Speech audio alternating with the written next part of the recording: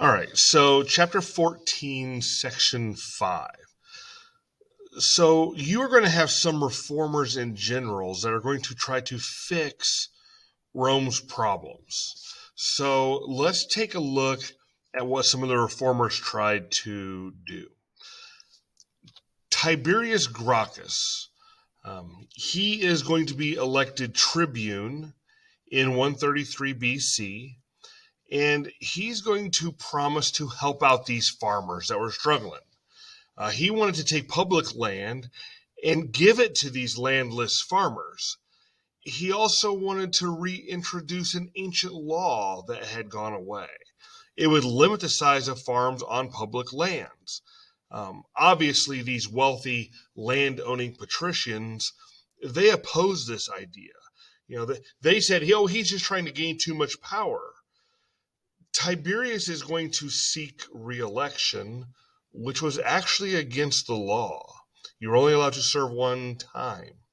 Violence breaks out, and Tiberius is killed along with about 300 of his followers.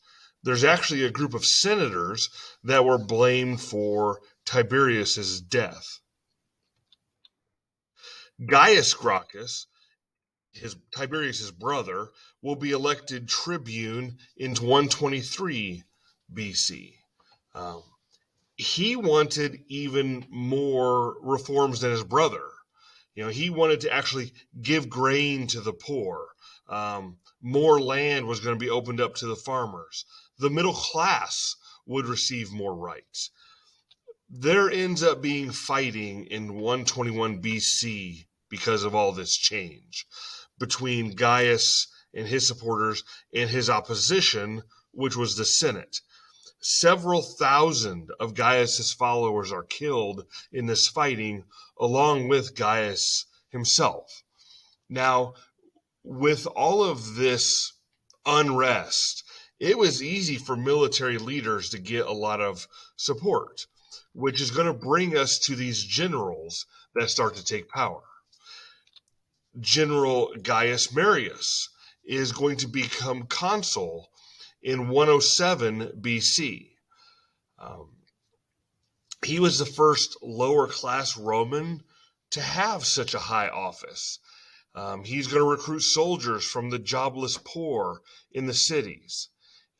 Many felt the government and the rich had taken advantage of the poor. Marius, really, what he does is he sets up a professional army. Before this, you had to own land to be able to be in the army. He opens it up to everybody.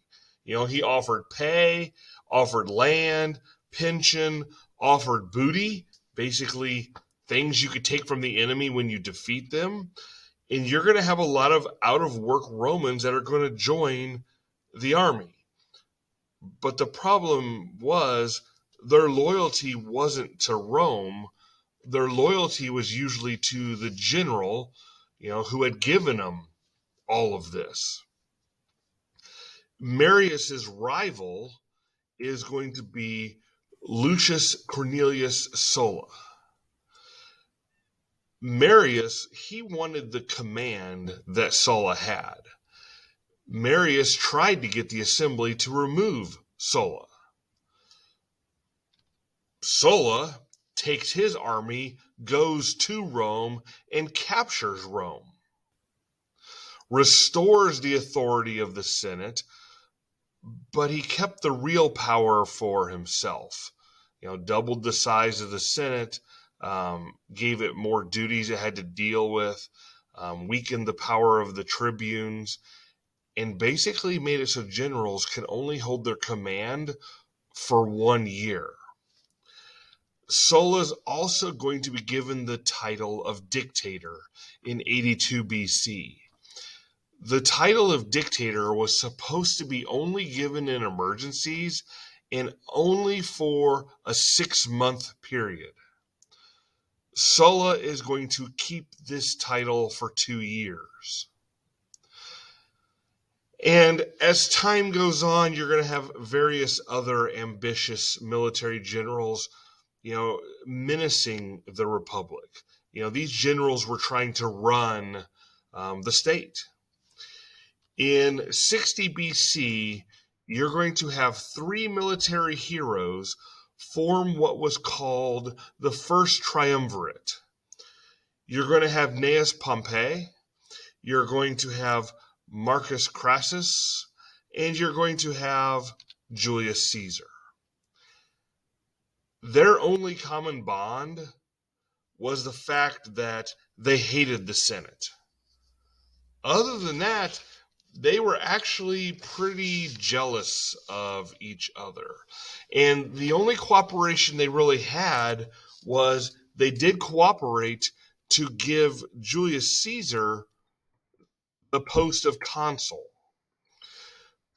But Caesar knew that if he was going to be successful in politics, he was going to need the backing of the army.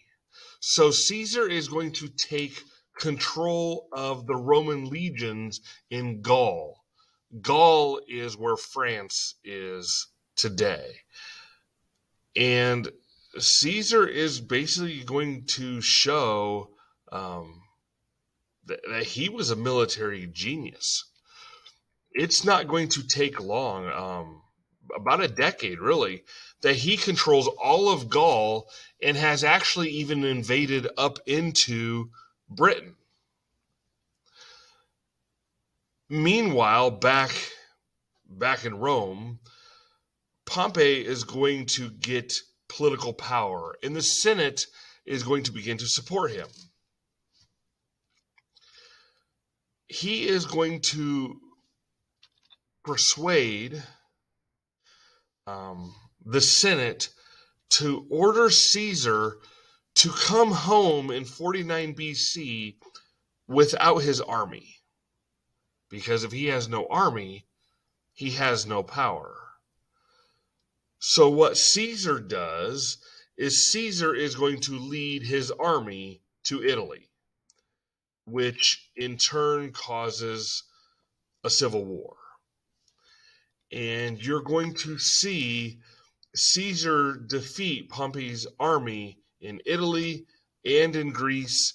Caesar goes on to more victories in Egypt, in Asia Minor, in Africa, in Spain. And in 46 BC, Caesar is going to return to Rome and will be named dictator. Caesar's going to be pretty popular in both the cities and out in the provinces, and a lot of this had to do with the reforms that he's going to be making.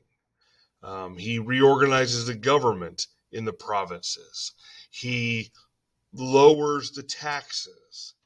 He's going to make the governors responsible to him. And he's also going to be helping out the poor in Rome. I mean, he let 100,000 of the army veterans and others, he let them go settle in the colonies and gave them land to farm. Citizenship is going to be granted to more people outside of the Italian peninsula. And he puts into effect a new calendar, a more accurate calendar, the Julian calendar, which is the calendar we still use today.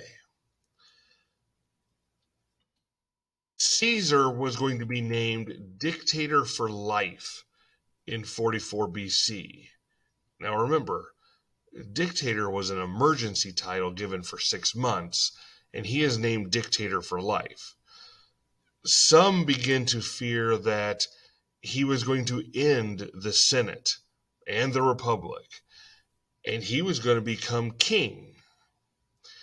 And you're going to have approximately 60 senators hatch a plot on the Ides of March, which would be March 15th in 44 BC. And a group of senators is going to stab Caesar to death. And we will go ahead and watch a quick little video about this.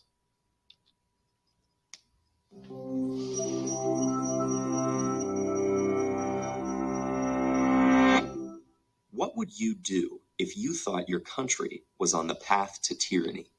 If you saw one man gaining too much power, would you try to stop him, even if that man was one of your closest friends and allies? These were the questions haunting Roman senator Marcus Junius Brutus in 44 BCE, the year Julius Caesar would be assassinated. Opposing unchecked power wasn't just a political matter for Brutus, it was a personal one. He claimed descent from Lucius Junius Brutus, who had helped overthrow the tyrannical king known as Tarquin the Proud. Instead of seizing power himself, the elder Brutus led the people in a rousing oath to never again allow a king to rule. Rome became a republic based on the principle that no one man should hold too much power. Now, 4.5 centuries later, this principle was threatened. Julius Caesar's rise to the powerful position of consul had been dramatic. Years of military triumphs had made him the wealthiest man in Rome, and after defeating his rival Pompey the Great in a bitter civil war, his power was at its peak. His victories and initiatives, such as distributing lands to the poor, had made him popular with the public, and many senators vied for his favor by showering him with honors. Statues were built, temples were dedicated, and a whole month was renamed, still called July today. More importantly, the title of dictator, meant to grant temporary emergency powers in wartime, had been bestowed upon Caesar several times in succession, and in 44 BCE he was made dictator perpetuo, dictator for a potentially unlimited term. All of this was too much for the senators who feared a return to the monarchy their ancestors had fought to abolish, as well as those whose own power and ambition were impeded by Caesar's rule. A group of conspirators calling themselves the Liberators began to secretly discuss plans for assassination. Leading them were the senator Gaius Cassius Longinus and his friend and brother-in-law, Brutus. Joining the conspiracy was not an easy choice for Brutus. Even though Brutus had sided with Pompey in the ill-fated civil war, Caesar had personally intervened to save his life, not only pardoning him, but even accepting him as a close advisor and elevating him to important posts. Brutus was hesitant to conspire against the man who had treated him like a son, but in the end, Cassius's insistence and Brutus's own fear of Caesar's ambitions won out. The moment they had been waiting for came on March 15th. At a Senate meeting held shortly before Caesar was to depart on his next military campaign, as many as 60 conspirators surrounded him, unsheathing daggers from their togas and stabbing at him from all sides. As the story goes, Caesar struggled fiercely until he saw Brutus. Despite the famous line "Et tu, Brute," written by Shakespeare, we don't know Caesar's actual dying words.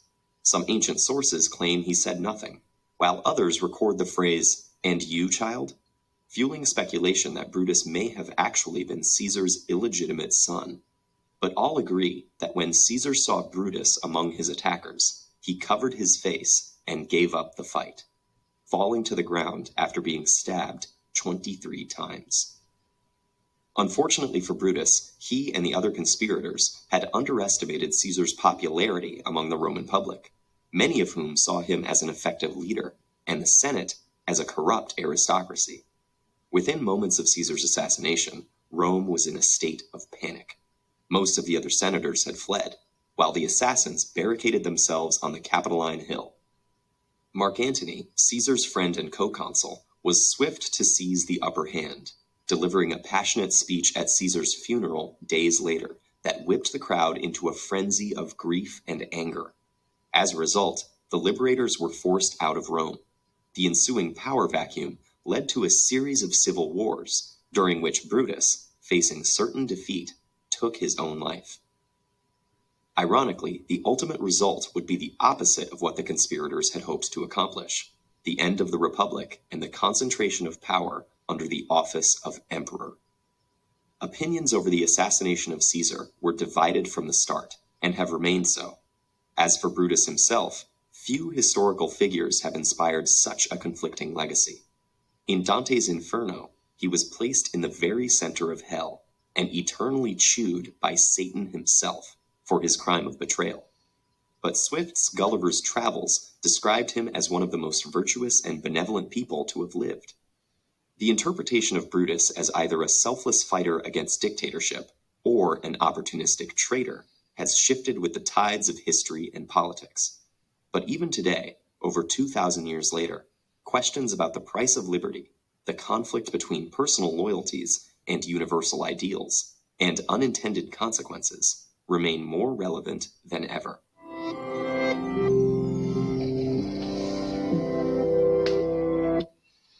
So they murdered Caesar, but the people basically turn against the murderers of Caesar.